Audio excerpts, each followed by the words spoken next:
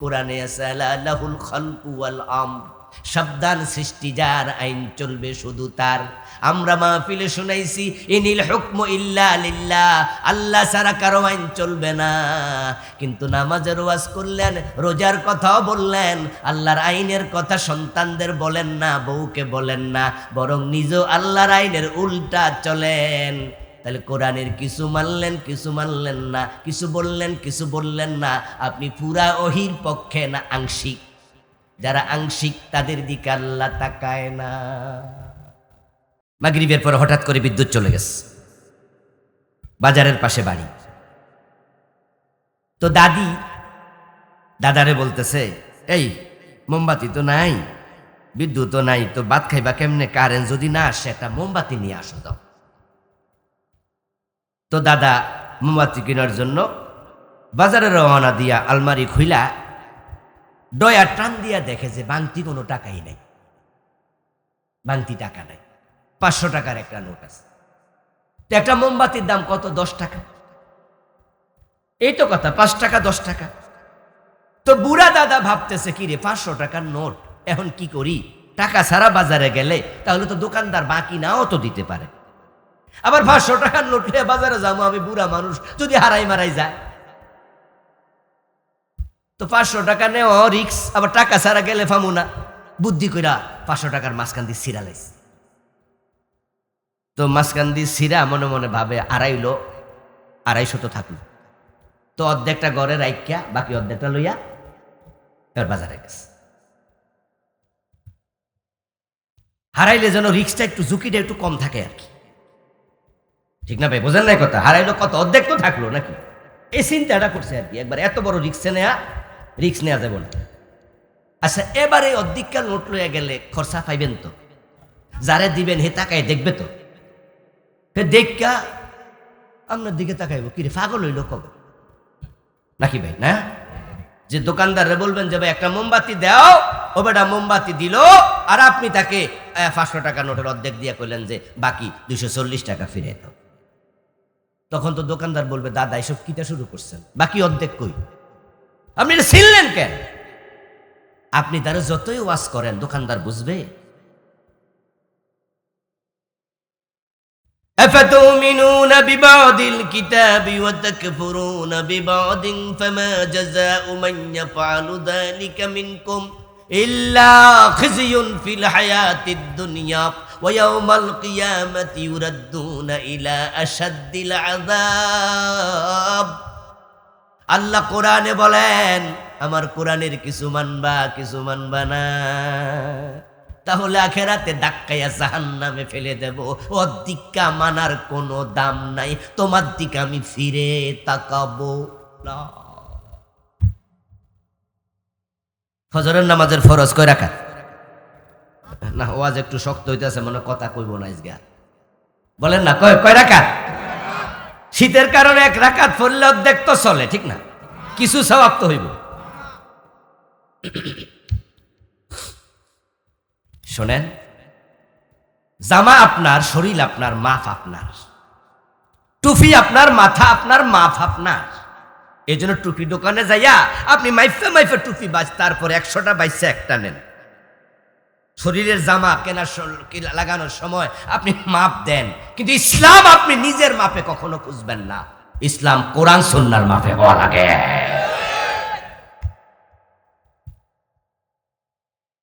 ওখানে আপনি যেখানে সুবিধা পান ওখানে মানবেন, আর যেখানে একটু অসুবিধা ওখানে সরে যাবেন। এর সুযোগ আল্লাহ আপনাকে দেন নাই। এই যে একটা মাদ্রাসা, আজকে মাহফিল, সুলতানপুর নুরুল উলুম প্রিন্সিপাল হুজুর বসে আছে আমার সাথে। এই প্রিন্সিপাল সাহেবের এখানে 10 জন 12 জন 15 জন শিক্ষক আছে, স্টাফ আছে। এই 15-20 জন শিক্ষক যারা চাকরি করার জন্য এখানে এসেছে, উনি সবাইকে মনিটরিং করে, উনি রুটিন বানায় ক্লাস দেয়। উনার ভাইস প্রিন্সিপাল বলেন, পরবর্তী টিচার বলেন, উনার দফতরি দারোয়ান বলেন, উনার প্রতিষ্ঠানের স্টুডেন্ট বলেন, সবাই উনার প্রতি, উনার সবাইকে মনিটরিং করে, সবাইকে দেখভাল করে, সবার উপর নিয়ন্ত্রণ রাখে। উনি উনার ভাইস প্রিন্সিপালকে ক্লাস দিয়েছে ক্লাস 10-এ, যে আপনি ক্লাস 10-এ কোরআন শরীফ পড়াবেন, ক্লাস 9-এ আপনি আদব পড়াবেন, ক্লাস 8-এ আপনি ফিকা পড়াবেন, 3টা সাবজেক্ট আপনি পড়াবেন। উনি রুটিন করে দিল। উনার ভাইস প্রিন্সিপাল যদি উনার কথা না মানে 10-এরটা ফরায় 9-এরটা ফরায় না, 9-এরটা ফরায় 8-এরটা যায় না, 2 দিন 3 দিন পরে উনি ডাইকে জিজ্ঞাসা করবে, ভাইস প্রিন্সিপাল সাহেব ক্লাসটা 3টা দিলাম, একটা নেন বাকি 2টা নেন না, 2টা নেন একটা নেন না।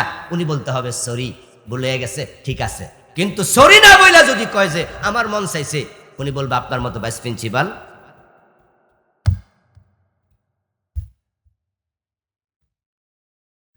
কি দ্বিমত আছেন একমত? যদি ভাইস প্রিন্সিপাল কথা না শোনে তাহলে উনি এবার কমিটি ডাকবো, মাদ্রাসা সভাপতি ডাইকা কবো যে ভাইস প্রিন্সিপাল ঝামেলা, কথা শোনে না, এই শিক্ষকের সমস্যা, কথা শোনে না। পরে লাল নোটিশ ধরাইয়া দেবে, সকাজ করবে, তারপরে গলা ধাক্কা দিয়ে বের করে দেবে। ও দোস্ত বেতন পায় কত? মাসে 25,000, 30,000, 40,000। ও 30,000 বেতনের জন্য প্রিন্সিপাল যা বলে সব মেনে প্রতিষ্ঠানে চাকরি করা লাগে।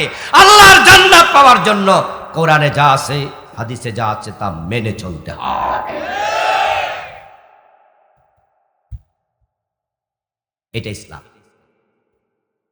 قال رسول الله صلى الله عليه وسلم المؤمن كالجمل الأنف حيثما قيد انقاد। এজন্য প্রিয় নবীজি বলেছেন আমল করার আগে ঈমান আনো। আমল করার আগে ঈমান মানে কি? তুমি তখনই মুমিন হবে যখন তুমি হয়ে যাবে নাকে রশি ঢুকানো ওটের মতো। যে ওটের নাকে রশি ঢুকায়া দিছে মালিক, কাল জামালিল আনিফ হাইসুমা কিদা ইনকাদ। নাকের ভিতরে রশি ঢুকাইয়া মালিক যদি টান মারে, ওট খাড়াইয়া থাকে, নাক ছিঁড়ে যায়। মালিক টানে দক্ষিণে, ওট যাবে পশ্চিমে, নাক ছিঁড়ে যাবে।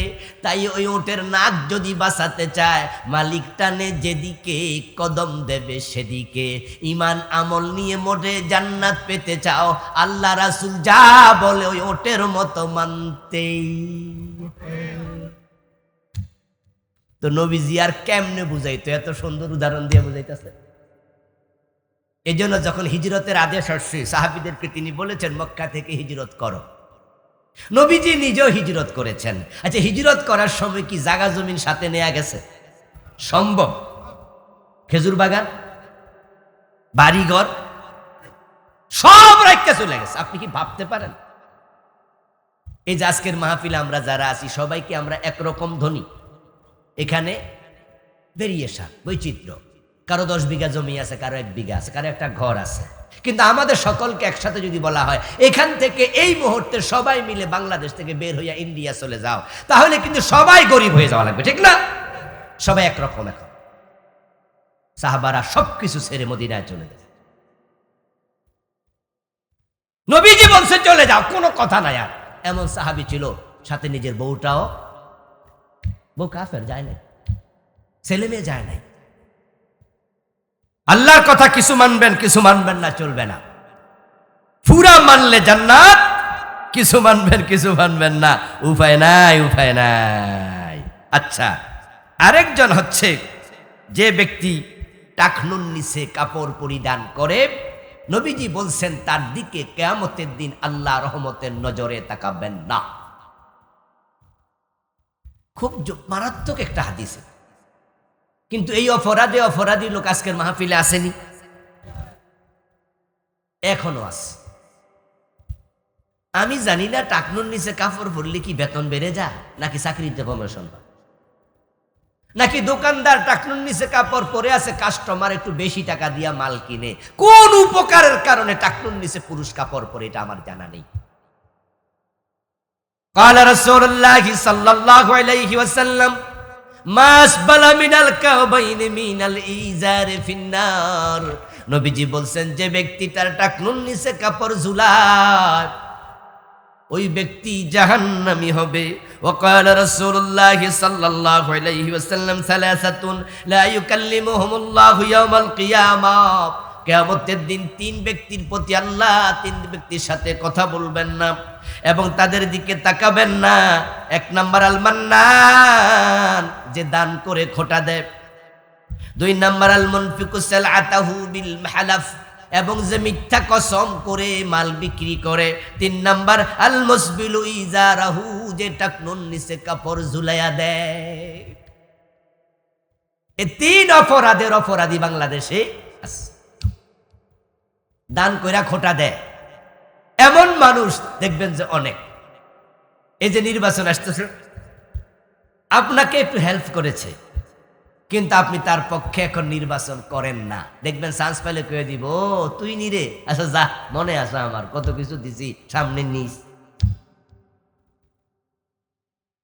এটা আমাদের অভ্যাস।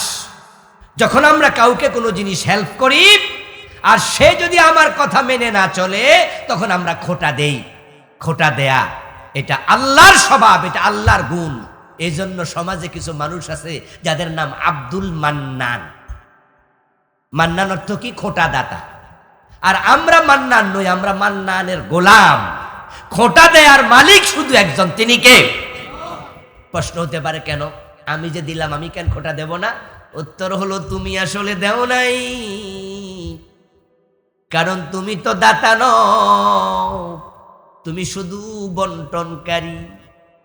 মায়ের পেট থেকে যখন দুনিয়ায় পা রেখেছ, তখন তোমার গায়ের জামাটাও ছিল না, তাহলে তুমি আরেকজনকে কেমনে দিবা?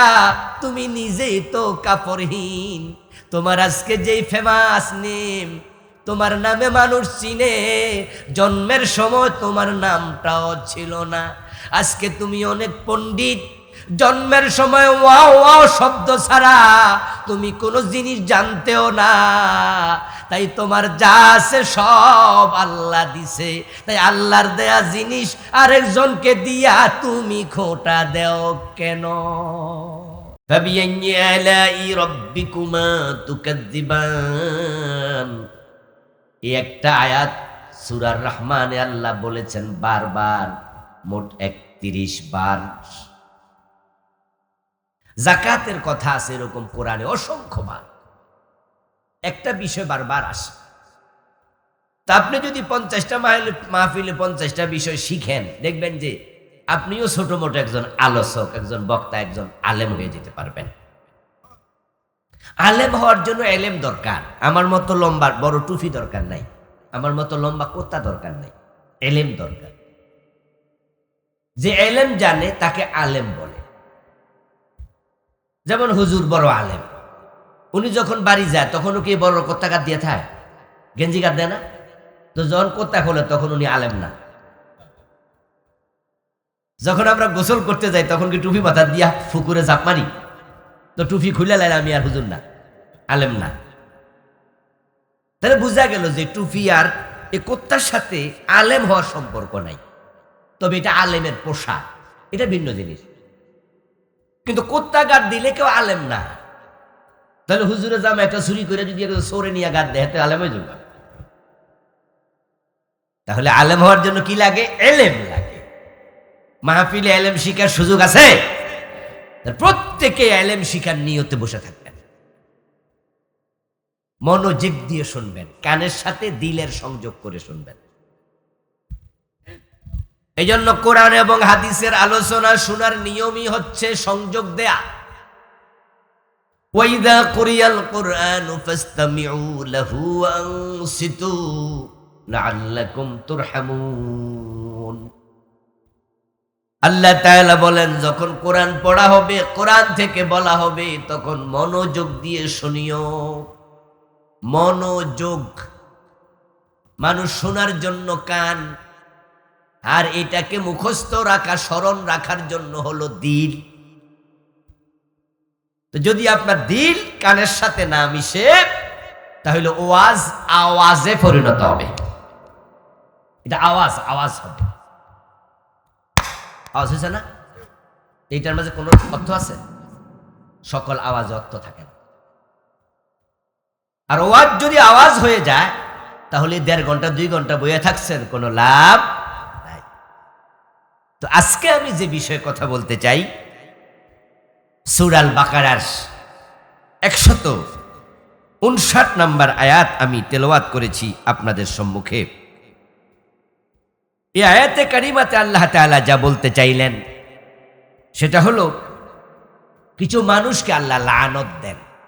নাউজুবিল্লাহ পড়েন। আল্লাহ সকলের উপর রহমত দেয় না। রহমত পাওয়ার জন্য উপযুক্ত হওয়া লাগবে। ফেরাউন কি আল্লাহর রহমত পেয়েছে নাকি তার গজব পেয়েছে? নমরুদ কি রহমত পেয়েছে না গজব পেয়েছে? হ্যাঁ, কিছু মানুষ আল্লাহর গজব প্রাপ্ত হয়, লানত প্রাপ্ত হয়। الذين يكتمون ما أنزلنا من البينات والهدى من بعد ما بيناه للناس في الكتاب أولئك يلعنهم الله। নির্দিষ্ট চরিত্রের মানুষ আছে, তাদের উপর আল্লাহ লানত দেয়, আল্লাহ গজব দেয়।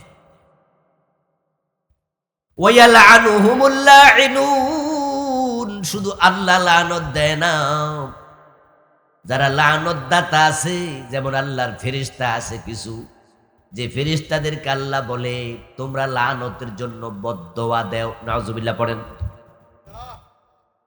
ফেরেশতারা পর্যন্ত বদদোয়া দেয়, আল্লাহ তার উপর গজব দাও, গজব দাও, গজব দাও। সহিহ মুসলিমে একটি হাদিসে এসেছে, মান বাআইবান ওয়া লাম ইউবাইয়িনহু লাম ইয়াজাল ফি মাকতিল্লাহ আও লাম তাজালিল মালাইকাতু তালআনুহু। ফেরেশতা লানত দেয়, এই হাদিসে পাওয়া যায়। একজন ব্যক্তি দোষী বস্তু বিক্রি করলো, বস্তুটাতে দোষ আছে, লাউয়ের পেটে ছিদ্র আছে, কাপড়টা একটু টুটা আছে। আপনি গামছা কিনতে গেছেন, কাপড় কিনতে গেছেন, এখন 6 হাত, 3 হাত, 4 হাত, 5 হাত লম্বা গামছা আছে, 10 হাত 12 হাত লম্বা কাপড় আছে।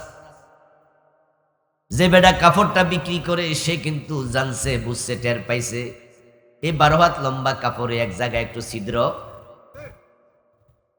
কিন্তু আপনার কাছে বিক্রি করার সময় এমন ভাবে বিক্রি করে দিছে যেটা আপনি উল্টায় পাল্টায় চাইবেন, খুলবেন ভালো কইরা, ও বাবা আপনারে দেখায় নাই সেটা ছিদ্র যে আছে, ত্রুটি আছে, দোষ আছে, না বুঝাইয়া না বলে বিক্রি করে দিছে, চালাকি করছে। লাউয়ের পেটে যে ছিদ্র আছে, পোকে খাওয়া ছিদ্র, লাউ পাতা হাতে নিয়া আস্তে করে একটু গসা মাইরা ওই ছিদ্রের মাঝে একটু পাতা ঢুকাইয়া দিছে। তো লাউও সবুজ, পাতা কি কি ভাই, সব কথা আমার দিয়া কয়বেন বুঝি? লাউয়ের পাতার রং কি? সহজ প্রশ্ন, উত্তর দেন। রং কি? লাউয়ের রং কি? এখন কি ছিদ্র আর টের পাওয়া যায়নি? এখন লাউয়ের পাতার ছিদ্র বরাবর হালকা করে একটু পাতা ঢুকাইয়া চাপ মারছে, আর সবুজ বোঝা যায় না।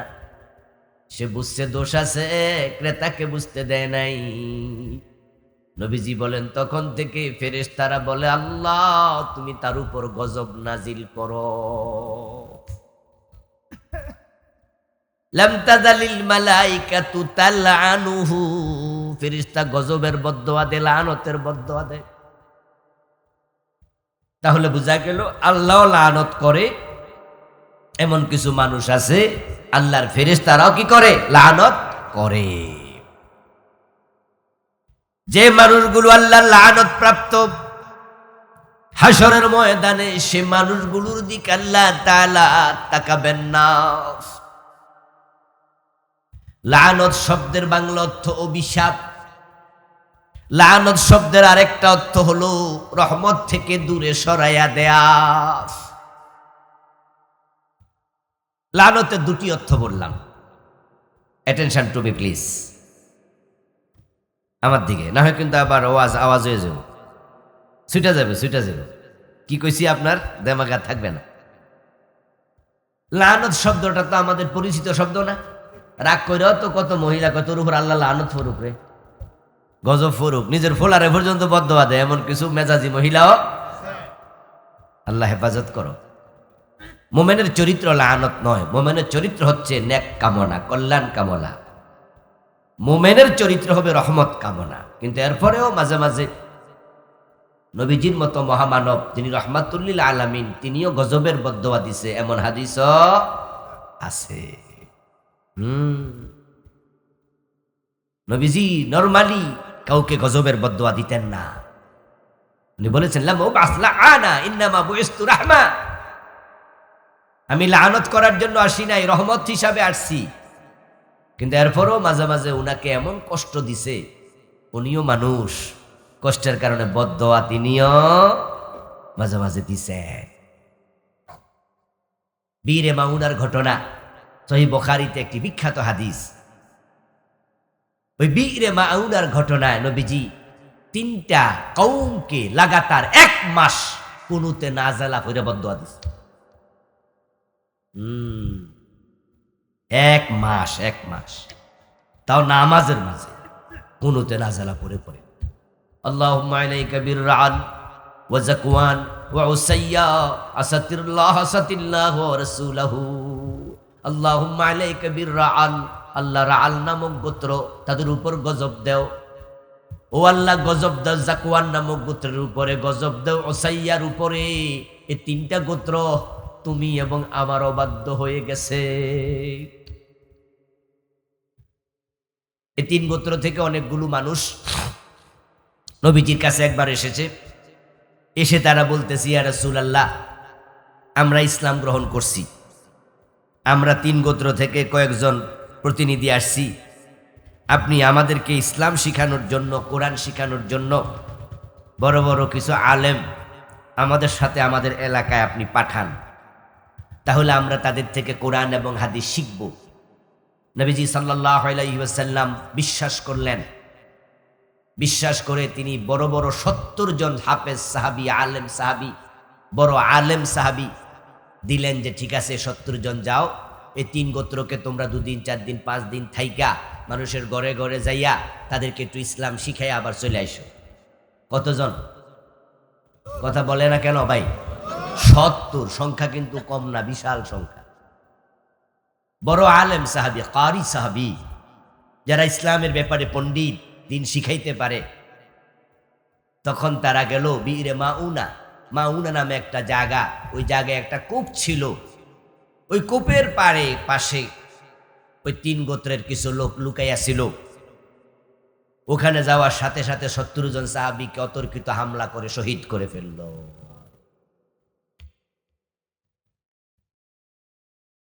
এই খবর প্রিয় নবী শোনার পর এত কষ্ট পেলেন, এত ব্যথা পেলেন।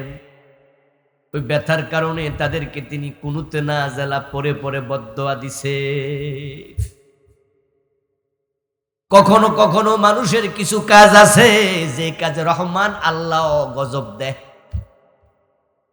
আল্লাহর কোন সেপত এমন নাই যে সেপতের সাথে গজব শব্দ জড়িত, লানত শব্দ জড়িত। তবে হে আল্লাহ কঠোর, আল্লাহ প্রভাবশালী, এমন কিছু শব্দ আল্লাহ সেপতের সাথে জড়িত, সেপতি নাম আছে। কিন্তু রহমান, রহিম, গফুর, গাফফার, এই সেপতগুলা আল্লাহ বেশি পছন্দ করে। এই জন্য এই নামে আল্লাহ নিজেকে বেশি পরিচিত করছে। এবং তিনি বলেছেন যে সাবাকাত রাহমাতি গাদাবি, আমিও রেগে যাই, কিন্তু আমার গদবের উপর, রাগের উপর আমার রহমত থাকবে সবসময় বিজয়ী। আনার রহমান, আল্লাহ পরিচয় দেয় আমি হচ্ছি রহমান। কিন্তু বিষয়টা কি জানেন, মাঝে মাঝে মানুষ এমন কিছু আচরণ করে, তখন আল্লাহ কয় যতই রহমান হই তোর প্রতি আর রহমতের আচরণ আমি করব না, যা তুই লানত, তুই মালউন হয়ে যা। এই লানত শব্দের অর্থ অভিশাপ। লানত শব্দের অর্থ রহমত থেকে দূরে সরাইয়া দেয়া। তো কিছু মানুষ আছে যারা হাসরের ময়দানে আল্লাহ তাআলা তাদের দিকে তাকাবেন না, রহমত দেবেন না, তাদেরকে লানত করবেন। এই মানুষগুলো জান্নাত থেকে বঞ্চিত হবে।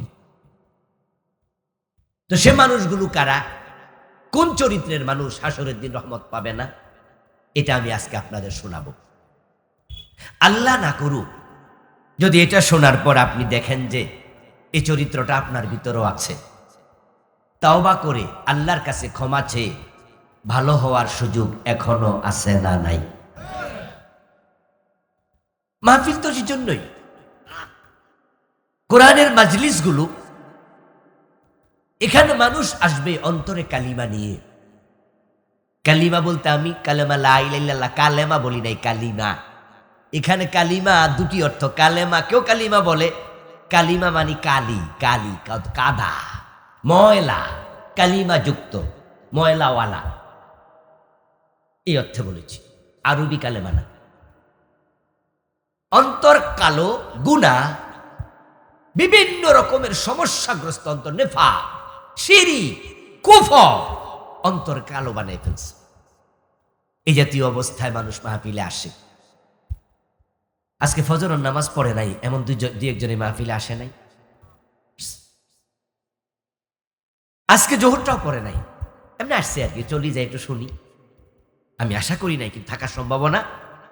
সুদে টাকা লাগানো আছে এমন দুই চারজন মাহফিলে নাই, আছে যেখানে সুদ খায় এমন লোক আছে। আমরা অনেকে অনেক রকমের গুনাহে জড়িত, অন্তর কালো, কিন্তু মাহফিল হলো সাগরের মতো, পুকুরের মতো, ওখানে অনেক পানি। যদি আপনি সেখানে গিয়ে একটু গোসল করেন, ডুব দেন, গায়ের ময়লা যেমন পুকুরে চলে যায়। মাহফিলে আসার পর আল্লাহর কোরআনের কথা শুনে, নবীজির হাদিসের কথা শুনে, এখানে তাওবা করলে অন্তর পরিষ্কার হয়ে যায়। নবীজি সাল্লাল্লাহু আলাইহি ওয়াসাল্লামের কাছে সাহাবায়ে কেরাম যেতেন, কতজন কত রকমের গুনাহ নিয়া, কত কাফের রাসূলের কাছে এসেছে।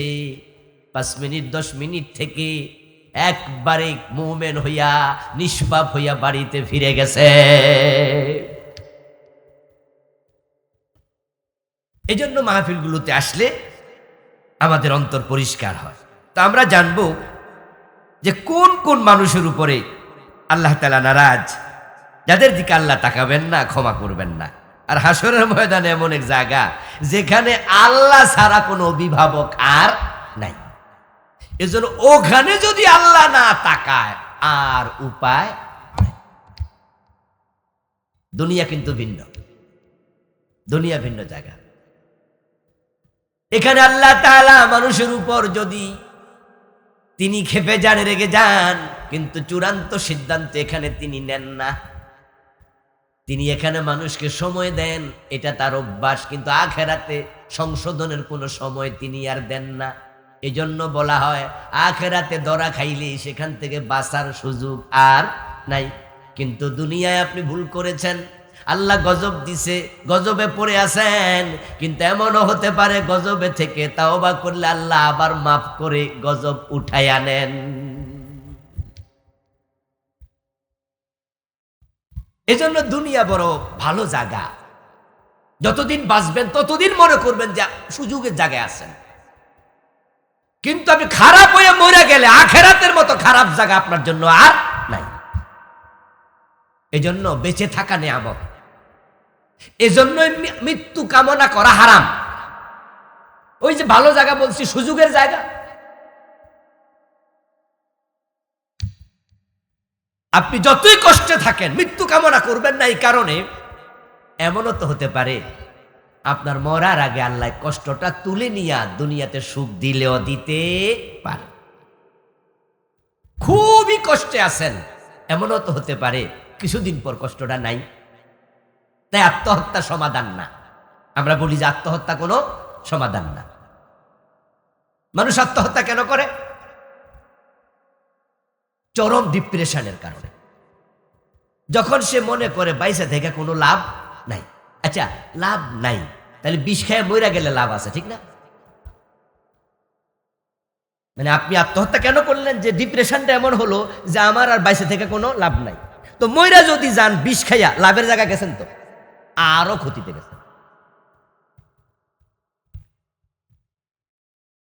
তাই তো আপনি আত্মহত্যা করবেন না, মৃত্যু কামনা করবেন না। এমনও তো হতে পারে তাওবা নসিব হয়ে যাবে। নবীজি সাল্লাল্লাহু আলাইহি ওয়াসাল্লামকে প্রশ্ন করা হয়েছিল, আমরা মাঝে মাঝে দুনিয়ার ব্যাপারে কম্পারেটিভ ওয়াজ করে বলি দুনিয়া খারাপ জায়গা, দুনিয়া ফিতনার জায়গা, এই জায়গা ওই জায়গা, এগুলো কম্পারেটিভ আলোচনা। কিন্তু আবার আখেরাত যাদের খারাপ তাদের জন্য আখেরাতের চেয়ে দুনিয়া অনেক ভালা, কারণ এখানে সুখের সাথে দুঃখ আছে, দুঃখের সাথে সুখ আছে, কিন্তু আখেরাতে যারা দুঃখে পড়বে ওই দুঃখের সাথে আর কোনো সুখ নাই। এখানে আপনার দিকে আমি তাকাই না, উনি তাকাবে, উনি তাকায় না আরেকজন তাকাবে, মা বাবা বাড়ি থেকে বের করে দেয়, তারপরও ভিক্ষা করে হইলো খাইতে পারে, এক দুয়ারে ফিরাই দেয়, আরেক দুয়ার খোলা পায়। কিন্তু আখেরাতে দরজা আছে কয়টা? ওয়াল আমরু ইয়াউমাইদিন লিল্লাহ। সেদিন শুধু সব হুকুম একজনের, আওয়াজ দিয়া বলুন তিনি কে? তো তিনি যদি না তাকায়, রহমত নাজিল না করে, তিনি লানত করে, তোমার উপায় আর নাই। সেদিন কন্ট্রোল একমাত্র আল্লাহর হাতে। ওয়াল আমরু ইয়াউমাইদিন লিল্লাহ, আর কেউ নাই। এজন্যই তো আল্লাহ তাআলা যখন হাসরের ময়দানে প্রকাশিত হবেন, তখন আল্লাহ নবীরা পর্যন্ত নফসি নফসি ইয়া নফসি টেনশনে পড়ে যাবে। আজকে কারো কোনো কথা চলবে না। ইয়াউমা ইয়াকুমুর রূহু ওয়াল মালাইকাতু সাফফান লা ইয়াতাকাল্লামুন। আল্লাহর নিষ্পাপ ফেরেশতারা পর্যন্ত সেদিন কথা বলবে না, লাইন ধরে খাড়ায়া থাকবে। ইল্লা মান আযিনা লাহুর রহমান, তবে আল্লাহ যদি অনুমতি দেয় তাহলে কথা বলবে, অনুমতি না দিলে কোনো ফেরেশতাও কথা বলবে না। আমাদের বাংলাদেশের লোকেরা তো অনেক বিভ্রান্তিতে আছে, ধর্মীয়ভাবে বিভ্রান্তি, চিন্তাগত বিভ্রান্তি, আমলের বিভ্রান্তি, অনেক বিভ্রান্তি আমাদের দেশে। এই জন্য এই দেশে যে মানুষ একটু হেদায়েতের জন্য ফি সাহেবের কাছে যাবে, আরে গাঁজাখোরের কাছে কেউ হেদায়েতের জন্য যায় না, মদখোরের কাছে কেউ কোনোদিন হেদায়েতের জন্য যায় না, সুদখোরের কাছে যায় না। মানুষ একটু জান্নাতের আশায় ফি সাহেবের কাছে যায়। এই ফিরদের মাঝে ভণ্ড ফির আছে না নাই? তো যাই বোড়া কই কোন, ঠিক না ভাই? আরে আপনি ইসলাম শিখার জন্য হেদায়াতের আশা কোনোদিন কোনো সুদখোরের বাড়িতে গেছেননি? যে চাচা আপনি তো বড় সুদ করে একটু হেদায়াতের বিশ্বাস করেন, আপনি করে হে কি আর আবার হেদায়াত? তো হেদায়াতের জন্য যে ফি সাহেবের কাছে গেলেন, ওই ফিরও তো অনেক ভণ্ড। এদেশে বিভ্রান্তির অভাব নাই। একটা চরম বিভ্রান্তি কি জানেন? হাসরের ময়দানে অনেকেই আশায় বসে আছে যে আমার ফি সাহেব, আমার ছেলে, আমার অমুক হুজুর আমারে সাথে করে বেহেশতে নিয়ে যাইব, উনি সুপারিশ করে। এজন্য ছেলেকে হেফজখানায় দিয়া হাফেজ বানাইয়া মাদ্রাসায় ভর্তি করে মাওলানা বানাইয়া, এমন হাফেজের বাবা আছে যে নিজে বিড়ি খায়, এমন আছে কিনা? হাফেজের বাবা বিড়ি টানে, হাফেজের বাবা 5 ওয়াক্ত নামাজ পড়ে না, ফুলা হাফেজ। আমি এমন পেয়েছি যে মাদ্রাসায় ছেলের পাগড়ি দেয়া হবে, ছেলের বাবারে একটা টুপি দেবে, এই হাফেজ সাহেবের বাবা, তাকাই আমি বুঝছি যে এই লোকটা মানে নামাজি লোক না। চেহারা শুরুতে যা বোঝা যাচ্ছে তার মাঝে ইমানের নূর দেখা যাচ্ছে না। এখন এই বাবা কি ভাবছে? এই বাবা ভাবছে আমার ছেলে যদি 10 জন মানুষকে সুপারিশ করে জান্নাতে নেয়, বাবা হিসাবে আমার রোল নাম্বার কত? কথা বলে না ভাইরা, বলেন না? আমার ফোলা হাফেজ, আমার ফোলা মাওলানা, তাহলে তো নূরের টুপিটা আল্লাহ 1 নম্বরে কার মাথার দিব? হুজুররা ওয়াজ করছে। এই জন্য বাবা ফোলার আশায় বয়ে রয়েছে, নিজে ইসলামটা ঠিক করে মানতেছে না। আরে ভাই, আপনার ফোলা যে সুপারিশ করব, এটা কি আল্লাহর অনুমতি ছাড়া করতে পারবো? আরে নবীরাও তো পারবে না, আপনার হাফেজ ফোলা দূরের কথা। আল্লাহর কোন নবী সেদিন সুপারিশ করতে পারবে না আল্লাহর অনুমতি ছাড়া। এটা কোরআনের আয়াত। 5 ওয়াক্ত নামাজের পরে আমরা একটা আয়াত সবাই পড়ি, এটার নাম আয়াতুল কুরসি। আমরা সবাই পড়ি, আমি এটা আশা করে বলছি, জানি না সবাই পড়েন কিনা। আয়াতুল কুরসি পড়েন তো? 5 ওয়াক্ত ফরজ নামাজের পরে এটা মিস করবেন না। নবীজি বলছেন 5 ওয়াক্ত ফরজ নামাজের পর যে কন্টিনিউ নিয়মিত আয়াতুল কুরসি পড়বে, আল্লাহ তার উপরে তো খুশি হয়। তার মাঝে আর তার জান্নাতের মাঝে ব্যবধান থাকে শুধু তার মৃত্যু। এই আয়াতুল কুরসির মাঝে একটা অংশ আছে, মান যাল্লাযী ইয়াশফাউ ইনদাহু ইল্লা বিইযনিহি, আসেনি? বাংলা অনুবাদ কি? বাংলা অর্থ হলো আল্লাহর অনুমতি ছাড়া কে সুপারিশ করবা? কে? প্রশ্ন করতেছে।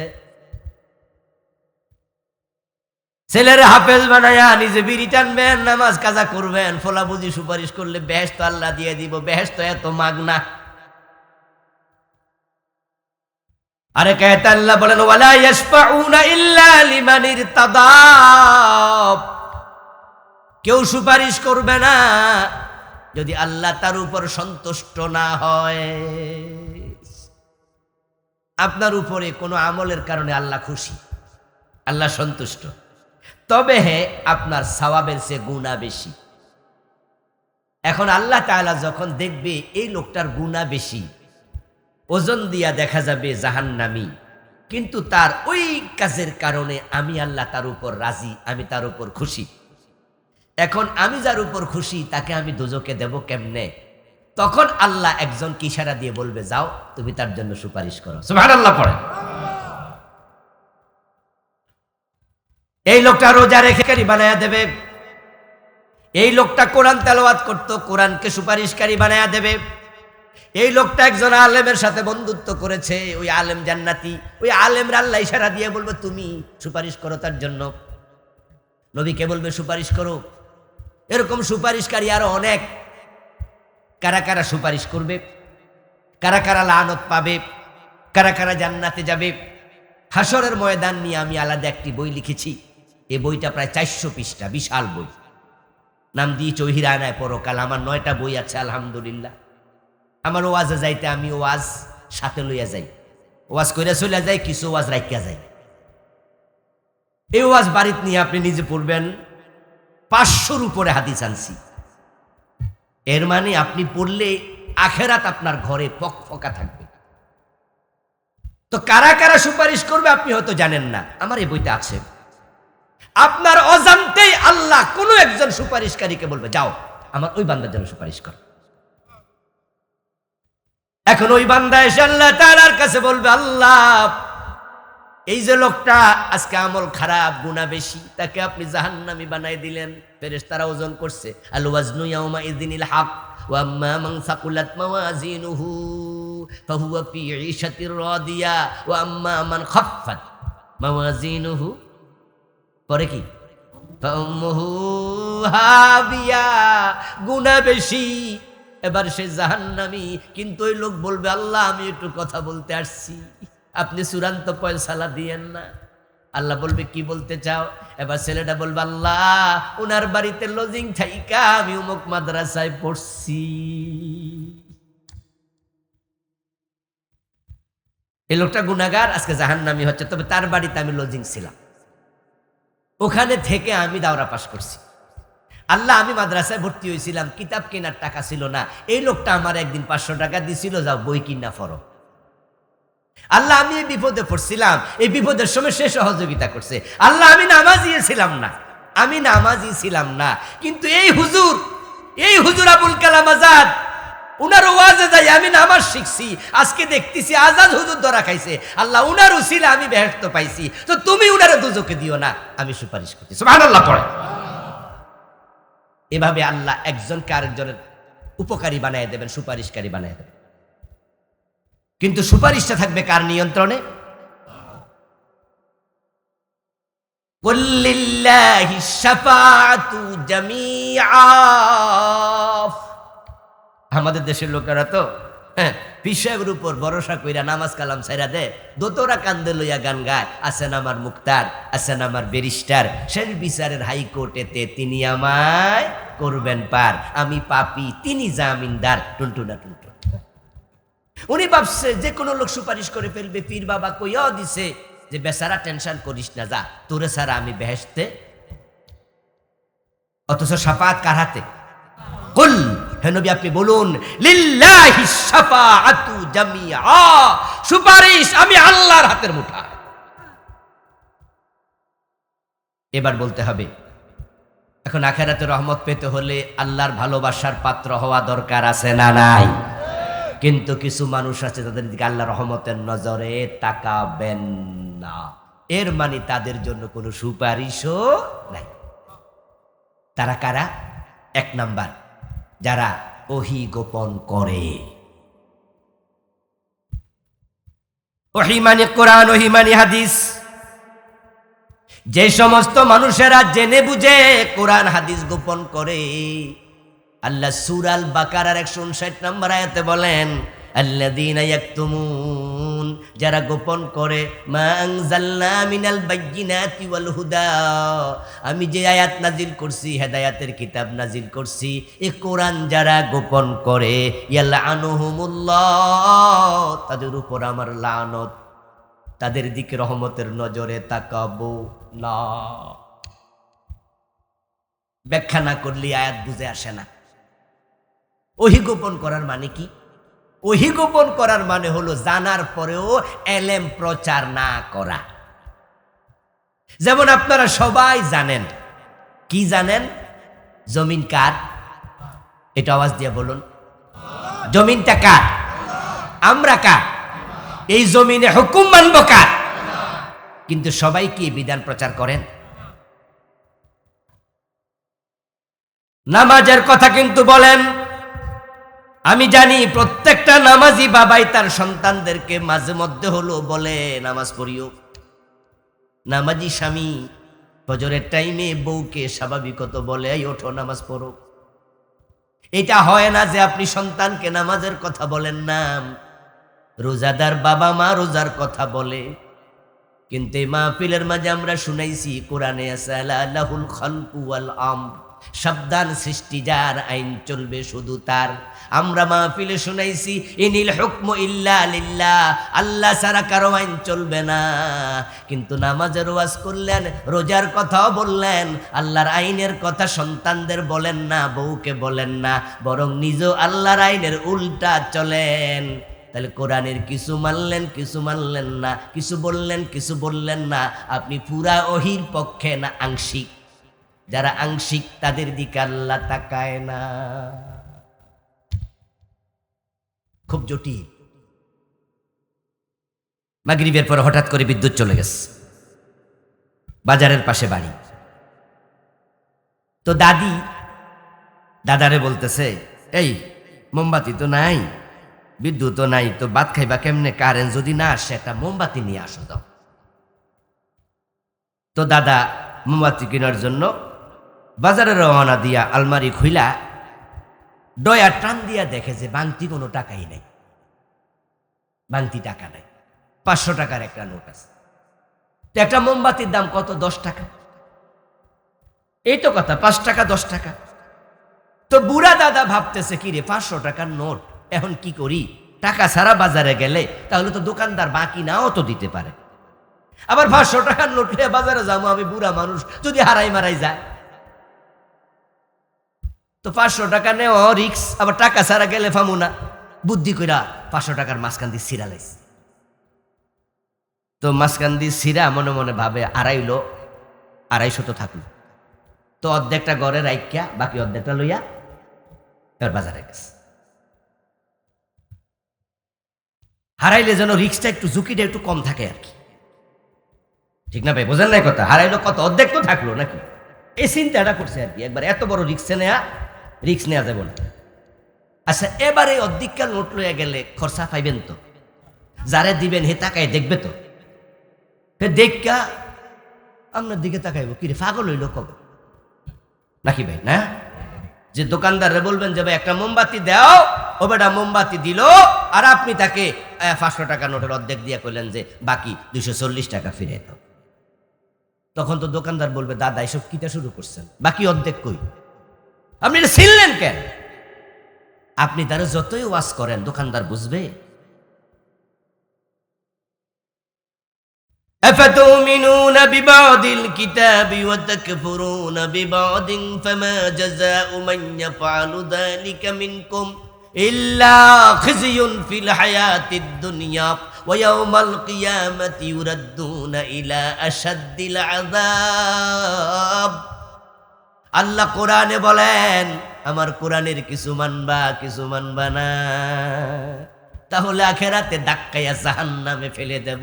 ওর দিকটা মানার কোনো দাম নাই, তোমার দিকে আমি ফিরে তাকাবো না।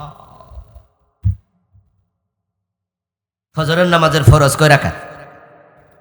না, ওয়াজ একটু শক্ত হইতেছে, মনে কথা কইব না আজকে। বলেন না, কয় রাকাত? শীতের কারণে এক রাকাত পড়লে অর্ধেক তো চলে, ঠিক না? কিছু সওয়াব তো হইব। শোনেন, জামা আপনার, শরীর আপনার, মাফ আপনার, টুপি আপনার, মাথা আপনার, মাফ আপনার। এই জন্য টুপি দোকানে যাইয়া আপনি মাইফে মাইফে টুপি বাজ, তারপরে 100টা বাইসে একটা নেন। শরীরের জামা কেনার লাগানোর সময় আপনি মাপ দেন, কিন্তু ইসলাম আপনি নিজের মাপে কখনো খুঁজবেন না। ইসলাম কোরআন সুন্নাহর মাপে হওয়া লাগে।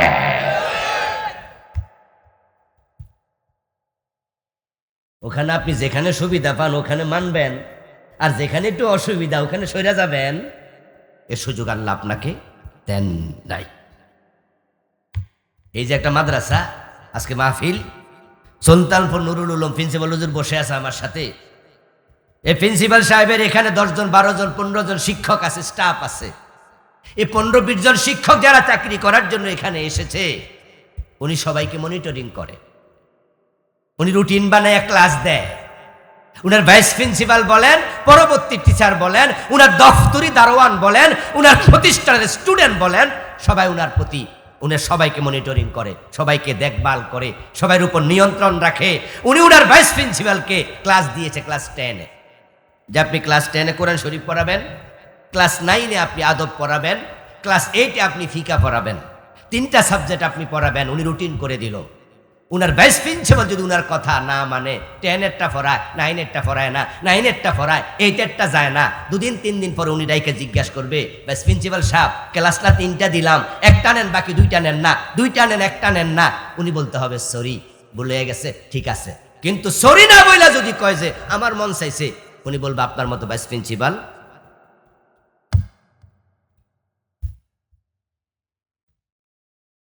কি দ্বিমত আছে না একমত?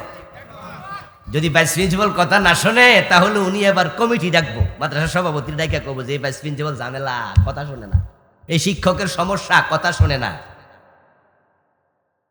পরে লাল নোটিশ ধরাইয়া দেবে, সকাজ করবে, তারপরে গলা ধাক্কা দিয়ে বের করে দেবে।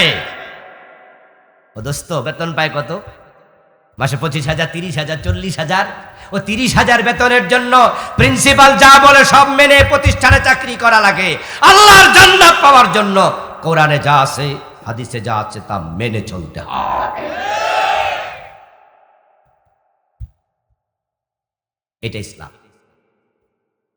قال رسول الله صلى الله عليه وسلم المؤمن كالجمل الأنف حيثما قيد انقاد। এজন্য প্রিয় নবীজি বলেছেন, আমল করার আগে ঈমান আনো। আমল করার আগে ঈমান মানে কি? তুমি তখনই মুমিন হবে যখন তুমি হয়ে যাবে নাকে রশি ঢুকানো ওটের মতো। যে ওটের নাকে রশি ঢুকায়া দিছে মালিক, কাল জামালিল আনিফ হাইসুমা কিদা ইনকাদ। নাকের ভিতরে রশি ঢুকাইয়া মালিক যদি টান মারে, ওট খাড়াইয়া থাকে, নাক ছিঁড়ে যায়। মালিক টানে দক্ষিণে, ওট যাবে পশ্চিমে, নাক ছিঁড়ে যাবে। তাই ওই ওটের নাক যদি বাঁচাতে চায়, মালিক টানে যেদিকে, কদম দেবে সেদিকে। ইমান আমল নিয়ে মোটে জান্নাত পেতে চাও, আল্লাহ রাসূল যা বলে ওই ওটের মতো মানতেই। তো নবীজি আর কেমনে বুঝাইতো? এত সুন্দর উদাহরণ দিয়ে বুঝাইতেছে। এই জন্য যখন হিজরতের আদেশ আসছে, সাহাবীদেরকে তিনি বলেছেন মক্কা থেকে হিজরত করো। নবীজি নিজেও হিজরত করেছেন। আচ্ছা, হিজরত করার সময় কি জায়গা জমিন সাথে নেওয়া গেছে? সম্ভব? খেজুর বাগান, বাড়িঘর সব রাইখা চলে গেছে। আপনি কি ভাবতে পারেন? এই যে আজকের মাহফিলে আমরা যারা আছি, সবাইকে আমরা একরকম ধনী। এখানে ভেরিয়েশন, বৈচিত্র্য। কারো 10 বিঘা জমি আছে, কারো 1 বিঘা আছে, কারো একটা ঘর আছে। কিন্তু আমাদের সকলকে একসাথে যদি বলা হয় এখান থেকে এই মুহূর্তে সবাই মিলে বাংলাদেশ থেকে বের হইয়া ইন্ডিয়া চলে যাও, তাহলে কিন্তু সবাই গরিব হয়ে যাওয়া লাগবে, ঠিক না? সবাই একরকম। এখন সাহাবারা সবকিছু ছেড়ে মদিনায় চলে যায়। নবীজি বলছে চলে যাও, কোনো কথা নাই। আর এমন সাহাবী ছিল সাথে নিজের বউটাও, বউ কাফের, যায় নাই, ছেলে মেয়ে যায় নাই। আল্লাহর কথা কিছু মানবেন, কিছু মানবেন না, চলবে না। পুরা মানলে জান্নাত, কিছু মানবেন, কিছু মানবেন না, উপায় নাই, উপায় নাই। আচ্ছা, আরেকজন হচ্ছে যে ব্যক্তি টাকনুর নিচে কাপড় পরিধান করে, নবীজি বলছেন তার দিকে কিয়ামতের দিন আল্লাহ রহমতের নজরে তাকাবেন না। খুব মারাত্মক একটা হাদিস, কিন্তু এই অপরাধী লোক আজকের মাহফিলে আসেনি, এখনো আছে। আমি জানি না টাকনুর নিচে কাপড় পরলে কি বেতন বেড়ে যায়, নাকি চাকরিতে প্রমোশন হয়, নাকি দোকানদার টাকনুর নিচে কাপড় পরে আছে, কাস্টমার একটু বেশি টাকা দিয়া মাল কিনে। কোন উপকারের কারণে টাকনুর নিচে পুরুষ কাপড় পরে, এটা আমার জানা নেই। قال رسول الله صلى الله عليه وسلم ما أسبل من الكعبين من الإزار في النار। নবীজি বলছেন যে ব্যক্তি তার টাকনুর নিচে কাপড় ঝুলায়, ওই ব্যক্তি জাহান্নামী হবে। وقال رسول الله صلى الله عليه وسلم ثلاثة لا يكلمهم الله يوم القيامة। কিয়ামতের দিন তিন ব্যক্তির প্রতি আল্লাহ তিন ব্যক্তির সাথে কথা বলবেন না এবং তাদের দিকে তাকাবেন না। এক নাম্বার আল মান্নান, যে দান করে খোটা দেয়। দুই নাম্বার আল মুনফিকু সালআতাহু বিল হালাফ, এবং যে মিথ্যা কসম করে মাল বিক্রি করে। তিন নাম্বার আল মুসবিলু ইজারাহু, যে টাকনুর নিচে কাপড় ঝুলাইয়া দেয়। এই তিন অপরাধী বাংলাদেশে আছে। দান কইরা খোটা দেয় এমন মানুষ দেখবেন যে অনেক। এই যে নির্বাচন আসতেছে, আপনাকে একটু হেল্প করেছে, কিন্তু আপনি তার পক্ষে এখন নির্বাচন করেন না। দেখবেন চান্স পাইলে কয়ে দিব, তুই নিরে, আচ্ছা যা, মনে আছে আমার কত কিছু দিছি, সামনে নিস। এটা আমাদের অভ্যাস। যখন আমরা কাউকে কোনো জিনিস হেল্প করি আর সে যদি আমার কথা মেনে না চলে, তখন আমরা খোটা দেই। খোটা দেয়া এটা আল্লাহর স্বভাব, এটা আল্লাহর গুণ। এই জন্য সমাজে কিছু মানুষ আছে যাদের নাম আব্দুল মান্নান। মান্নান অর্থ কি? খোটা দাতা। আর আমরা মান্নান নই, আমরা মান্নানের গোলাম। খোটা দেয়ার মালিক শুধু একজন, তিনি কে? প্রশ্ন হতে পারে কেন আমি যে দিলাম, আমি কেন খোটা দেব না? উত্তর হলো, তুমি আসলে দেও নাই, কারণ তুমি তো দাতা নও, তুমি শুধু বন্টনকারী। মায়ের পেট থেকে যখন দুনিয়ায় পা রেখেছ, তখন তোমার গায়ের জামাটাও ছিল না, তাহলে তুমি আরেকজনকে কেমনে দিবা? তুমি নিজেই তো কাপড়হীন।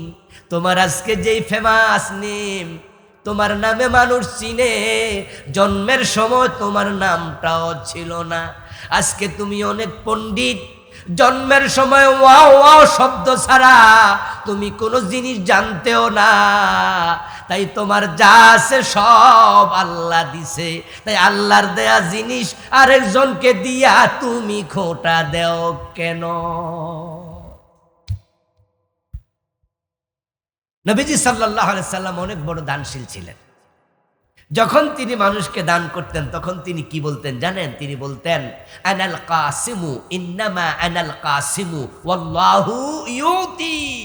ও আল্লাহর বান্দা, আমি তোমাকে দিচ্ছি, ভুল বুঝো না, আমি দিচ্ছি, আমি বন্টন করছি, মূলত দাতাকে।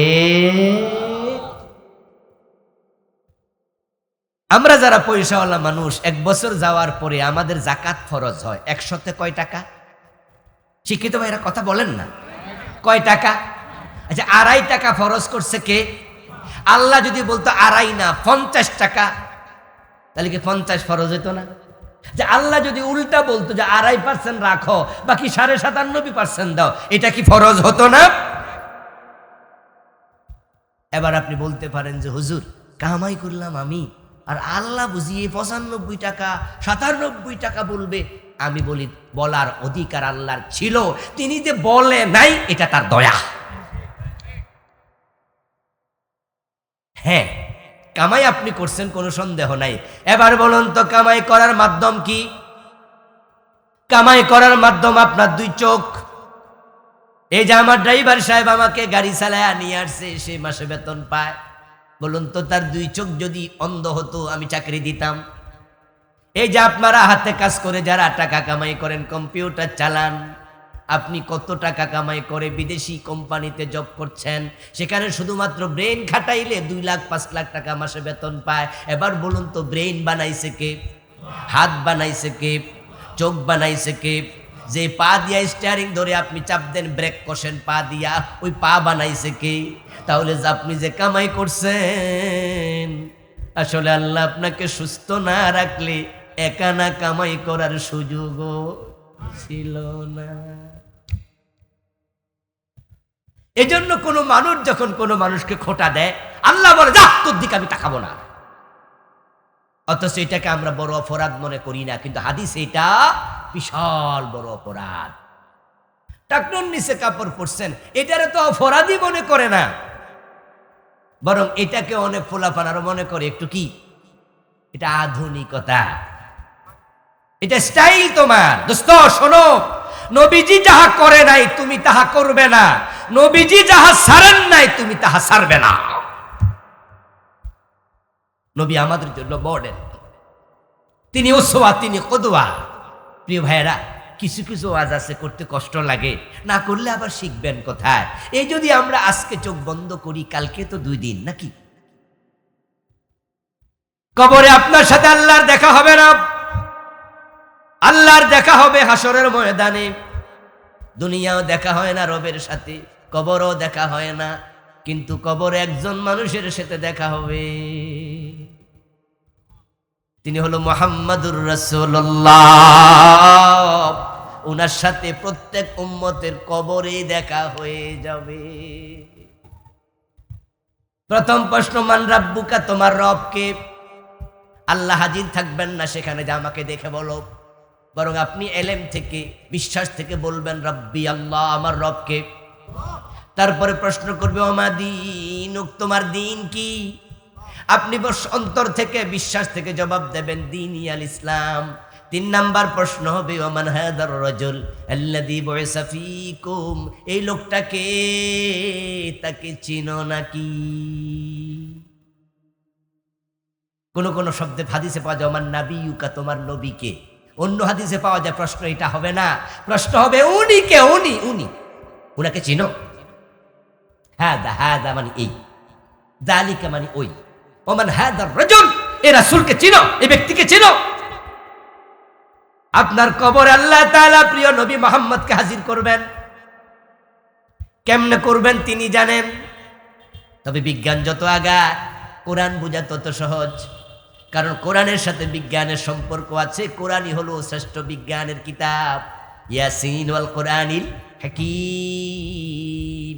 কোরআনের সাথে বিজ্ঞানের কোনো কন্ট্রাডিক্টরি ভাব নাই, কন্ট্রাডিকশন নাই, বরং একটা আরেকটার পরিপূরক।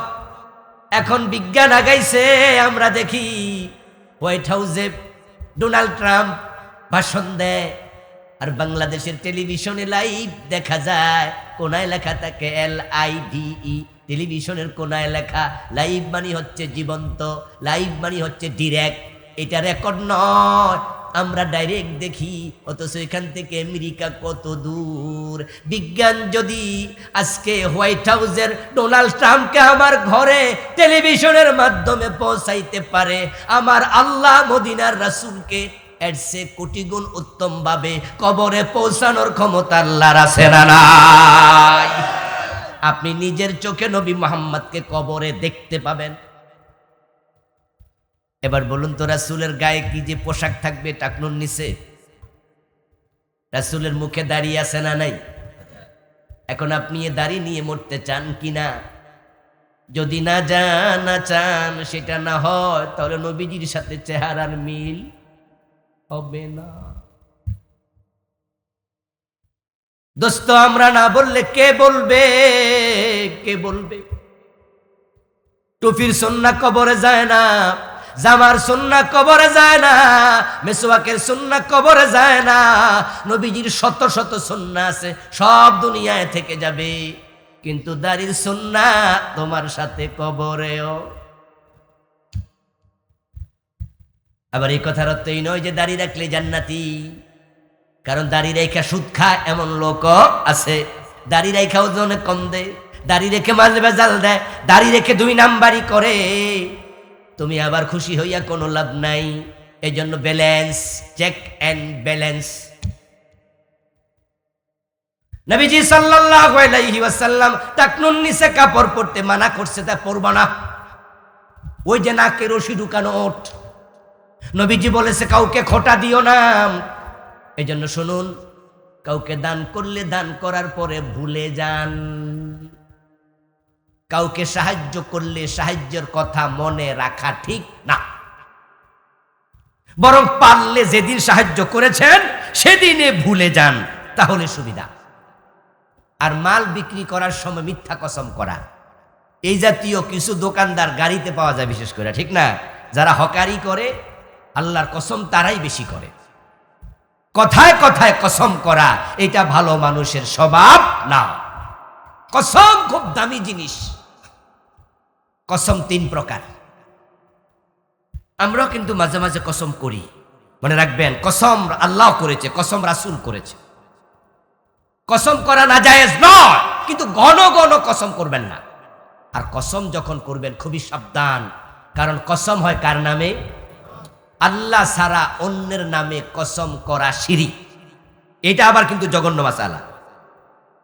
এই তোমার ফোলার মাথায় হাত দিয়ে কও, ঝগড়া লাগলে কয় না, স্বামী স্ত্রী মিলে কয় তো, এই যে ফোলার মাথায় হাত দাও, আমার মাথায় হাত দিয়ে কসম করো, মাজারে যাইয়া মাড়ি শুইয়া কসম করো। কেউ জমিনে হাত দিয়া কয় জমিনের কসম, সব শিরিক, জঘন্য। ক্বালা রাসূলুল্লাহ সাল্লাল্লাহু আলাইহি ওয়াসাল্লাম মান হালাফা বিগাইরিল্লাহি ফাকাদ আশরাক। যে ব্যক্তি আল্লাহ ছাড়া অন্যের নামে কসম করে সে শিরিক। তাহলে কসম হবে শুধু কার নামে? এই আল্লাহর নামের কসম যদি আপনি ভেঙে ফেলেন, আল্লাহকে আপনি অসম্মান করলেন। আল্লাহর নামে মিথ্যা কসম করলেন, আল্লাহকে আপনি অসম্মান করলেন। এজন্য যদি আপনি মিথ্যা কসম করেন হবে কবিরা গুনাহ। আর আল্লাহর নামে কসম করে মিথ্যাভাবে মানুষকে বিশ্বাসী কইরা মাল বিক্রি করলেন যে ভাই আমার মাল 1 নাম্বার, কোনো সন্দেহ নাই, আল্লাহর কসম করে বলতেছি, অথচ মাল 2 নাম্বার। আল্লাহ এত রেগে যান, তুই আমার নাম অপমান করছ, যা কিয়ামতের দিন তোর সাথে আমার কোনো কথা, তোর দিকে আমি ফিরে তাকাবো না। এখন ভবিষ্যতের ব্যাপারে কসম করলে মাসালা কি? ভবিষ্যতের ব্যাপারে কসম করলে কসম রক্ষা করা ওয়াজিব, কিন্তু কিছু কিছু কসম আছে যেগুলো ভাঙ্গা ওয়াজিব। যেমন আপনি মায়ের সাথে ঝগড়া লাগছেন কোনো এক বিষয়ে, বাবার সাথে মায়ের সাথে একটু হালকা বাগবিদণ্ডা, মেজাজ খারাপ, বলে বসলেন। ছেলে মোবাইলে মার সাথে কথা বলতে গিয়ে বলছে, আম্মা তোমারে বলছিলাম না এই কথাটা কারণে কইও না, আমার গোপন কথা তোমারে বিশ্বাস করে কইছিলাম, তুমি মানুষের জানাই দিছ, আল্লাহর কসম দাও আমি বাড়িতে আইতাম না।